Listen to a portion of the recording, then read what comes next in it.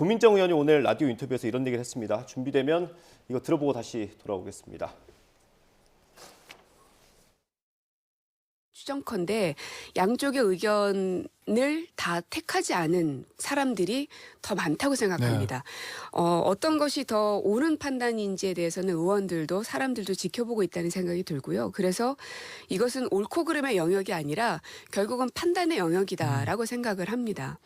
근데 지금은 그것을 판단할 수 있는 시기는 아니라고 보는 겁니다. 그러면 의원님 입장에서는 지금은 이 대표 체제로 이 대표한테 힘을 몰아주고 체제로 가는 게 맞다 이런 말씀이신 거잖아요. 지금 현재로서는. 지금 현재는 대표이기 때문입니다.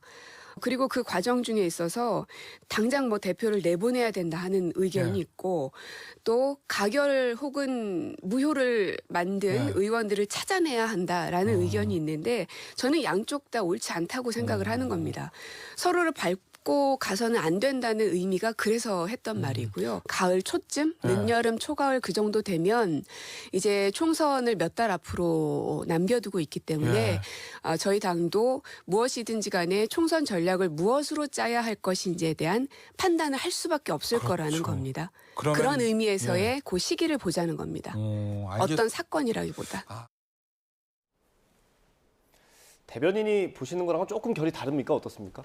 아니, 고민정 최고의 저 발언을 보면 지금 현재는 당이 지금 결속할 때다라는 게 방점이 있는 거예요. 그래서 이재명 대표를 중심으로 지금은 우리가 민주당에서 규정하고 있는 검사 독재 정권에 맞서 싸워야 되고 뭐 구려개고라든지 또는 김건희 특검이라든지 대장동 특검 이런 거에 집중해야 될 때고 또 민생도 챙기는 저 야당의 모습을 보여준다는 방점이 찍혀 있는 거고요.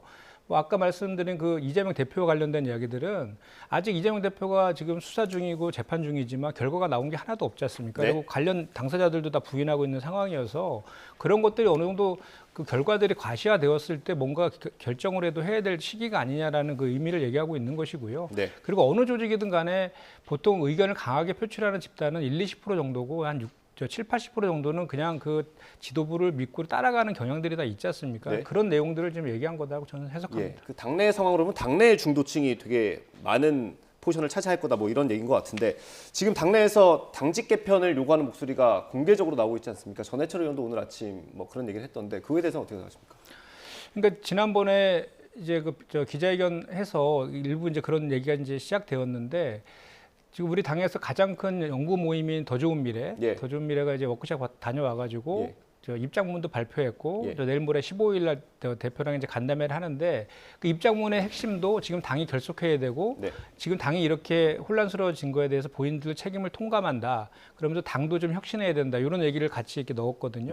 그래서 그 자리에서 아마도 그런 의견들이 나올 가능성도 없지 않아 있습니다. 그리고 이제 며칠 전에 지난주 금요일이죠. 금요일에 발표했던 공천 관련 TF에서도 주로 이제 비명계 의원들 중심으로 해서 구성을 했고 그래서 이런 것들은 이제 이재명 대표께서 또 당 지도부가 당에 보내는 메시지와 방향성을 좀 그렇게 좀 제시한 것이다라고 저는 생각하고요.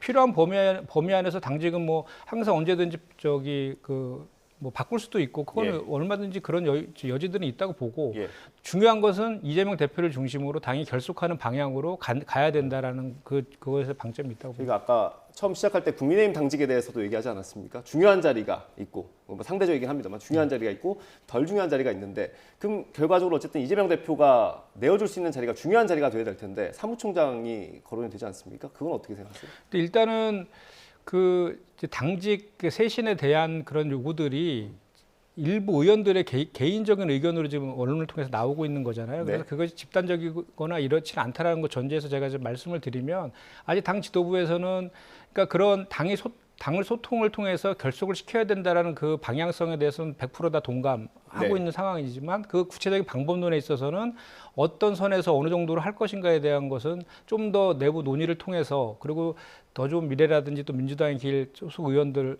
그런 의원들의 공식적인 간담회를 통해서 의견을 수렴해서 결정해야 되는 그런 과정이 필요하다라고 생각합니다. 최고 의원께는 일반론을 여쭤보겠습니다. 그 사무총장이라는 자리가 공천할 때 그만큼 중요합니까? 사무총장이 중요하죠. 어떤 역할을 합니까? 그러니까 공천 때가 되면 공천관리위원회가 일단은 구성되기 때문에 사무총장 한 명의 역할이라기보다는 공천관리위원 몇 면의 역할들이 되게 중요하죠. 네. 하지만 그 중심을 잡고 또 행정적인 처리를 하기 때문에 사무총장이 갖고 있는 상징성이 있다고 볼 수는 있을 것 같고요. 예. 다만 현대 정치에서는 사무총장 한 명만이 모든 걸 다 진두지휘하기보다는 예. 지난날 2020년 당시 미래통합당의 총선에서도 당시 사무총장 한 명의 역할이 아니라 공천관리위원장과 공천관리위원들 몇 면의 역할들이 더 중요하지 않았습니까? 네. 그래서 이거를 일반적으로 한 명의 모든 힘이 전체를 다 좌지우지한다고 보기에는 또 어려움이 있다는 말씀도 함께 드립니다. 예.